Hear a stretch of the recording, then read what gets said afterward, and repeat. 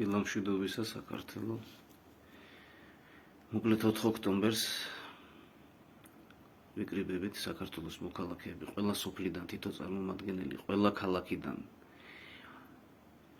და საერთო სახალხო კრება უნდა ჩატარდეს და სადაც უნდა გადაწყდეს ახალი მესამე რესპუბლიკის დაარსება და შემდეგ ახალი არჩევნები. სხვა გზა აღარ არის, უბრალოდ ფიზიკურად გაგვანადგურებენ უკვე. ფიზიკურად გაგვანადგურებს რუსეთი, გრუზინების ხელით და მერე მაგათაც მოუვლის და აქ საქართველო აღარ იარსებებს. მორჩა სხვა გზა აღარ არის, უკან დასახევი აღარ გვაქვს. საქართველოს კარგავთ, დაიკარგება საქართველო. და 70 წლით კი არა, ერთი სამჯერ 70 წლით. ეხლა ჩვენ თუ არ გადავრჩით და არ გადავარჩინეთ.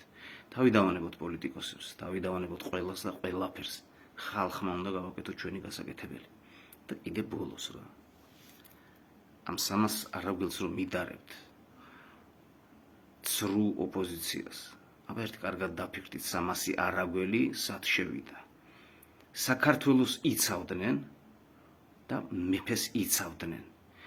მოღალატეობრივ ბრძოლაში კი არ შევიდნენ. მეფეს და საქართველოს იცავდნენ. მოდი ნუ შევადარებთ რა.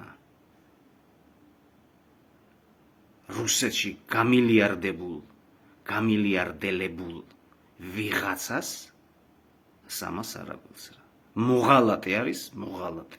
მორჩა რა. ბულინგი კი არა, უარესების ღირსი ხართ ყველა, ვინც არჩევნებში მონაწილეობას მიიღებთ. ყველა ოპოზიციური პარტია. აი ასე.